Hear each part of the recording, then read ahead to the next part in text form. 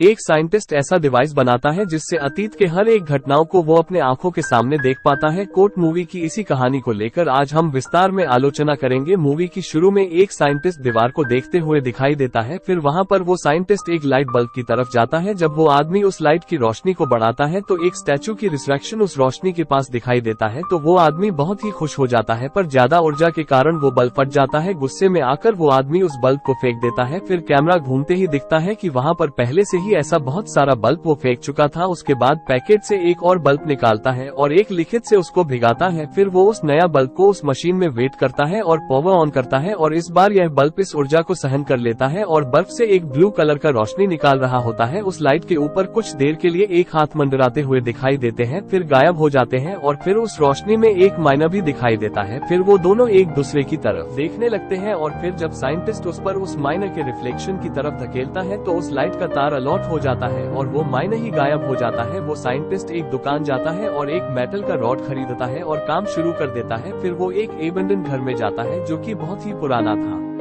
वो flash light जला के अंदर जाता है और उस फ्लैश लाइट की रोशनी में उसे एक जगह एक अजीब सी परछाई दिखाई देता है। कैमरा में उस फ्लैश लाइट को फोकस किया जाता है तो दिखाई देता है कि वो साइंटिस्ट उसके पुराने इन्वेंशन को अपग्रेड करके एक टच में तब्दील किया है। तो वो जब उस लाइट को ऊपर करता है तो दिखाई देता है कि एक खिलौना जैसा कुछ हवा में मंडरा रहा है और वो साइंटिस्ट फिर अपना सर हिलाता है तो वो खिलौना भी अपना सर हिलाता है और जब वो हाथ हिलाता है तो वो खिलौना भी अपना हाथ हिलाता है। फिर साइंटिस्ट अपना लाइट ऊपर की तरफ करता है तो दिखता है कि ऊपर कोई भी नहीं है और वो पुतला कुछ तारों की मदद से अकेले ही झूल रहा है। फिर वो एक बड़ा सा रूम में जाता है जहाँ पर उसे एक म्यूजिक दिखाई देता है, तो वो उस प्लेयर के ऊपर ब्लू लाइट फेंकते ही कुछ गाना बजने लगता है और कुछ कपल डांस करते हुए दिखाई देते हैं। कुछ देर बाद वो वहाँ से उस घर के एक दूसरी जगह जाता है और पोर्ट ऐसे देखता है कि कुछ मछलियाँ हवा में तैर रही है। फिर वो चलते रहते हैं और अचानक उसे किसी के चीखने की आवाज और गरजने की आवाज एक साथ सुनाई देता है। तो जिस रूम से वो आवाज आ रहा था वो उस रूम में जाता है। उस रूम की दीवार पर बहुत सारा खरोचने के निशान थे और वो उस लाइट से देखता है कि कोई उस दीवार की तरफ मुंह करके गरज रहा है। शरीर से तो वो इंसानों की तरह दिख रहा था पर उसकी आंखों और चाल चलन जानवर की तरह था। तो वो जानवर उस साइंटिस्ट की तरफ देखता है और गुस्से में आकर साइंटिस्ट की तरफ बहुत सारी चीजें फेंकने लगता है, तो इसे वो टच का लाइट टूट जाता है। फिर उसे वो जानवर दिखाई नहीं देता है और इस सब के बाद वो डर जाता है और एक दूसरे रूम में जाकर जल्दी से अपना टॉर्च का बल्ब चेंज कर लेता है। उसके बाद वो जानवर फिर से दिखाई देता है और साइंटिस्ट के ऊपर अटैक करने की कोशिश करता है और वो कोच को भी टच कर देता है। तो इसके कारण उस जानवर के हाथ में कुछ प्रॉब्लम शुरू हो जाता है तो वो डर के वहां से भाग जाता है। फिर वो साइंटिस्ट सीढ़ी से नीचे आता है और वहां एक कमरे में उसे एक औरत दिखाई देती है। फिर वो औरत साइंटिस्ट की तरफ देखती है और दोनों एक दूसरे को देखकर बहुत ही खुश दिखाई देते हैं। वो साइंटिस्ट अपना हाथ आगे करता है पर चाहते हुए भी वो औरत उसे छू नहीं पाता है। फिर वो साइंटिस्ट औरत को उस रूम में लेकर जाता है जहां पर म्यूजिक प्लेयर था। म्यूजिक प्लेयर के ऊपर फिर से उस टच का रोशनी गिराता है और फिर से वही म्यूजिक बजने लगता है। तो वहां पर बहुत सारे कपल फिर से डांस करते हुए दिखाई देता है, परंतु इस बार सैनिक के यूनिफॉर्म में एक और आदमी वहां पर दिखाई देता है और वो औरत और सैनिक एक दूसरे को देखकर मुस्कुराते हैं।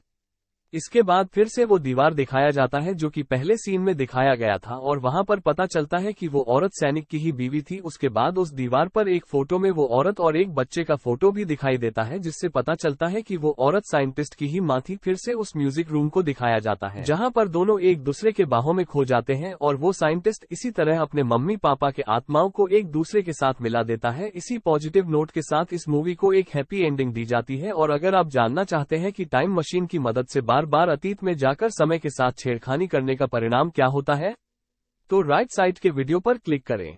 चैनल को प्लीज सब्सक्राइब कर लीजिएगा क्योंकि हम रोज ऐसे ही वीडियोज अपलोड करते रहते हैं। वीडियो को अंत तक देखने के लिए बहुत बहुत धन्यवाद।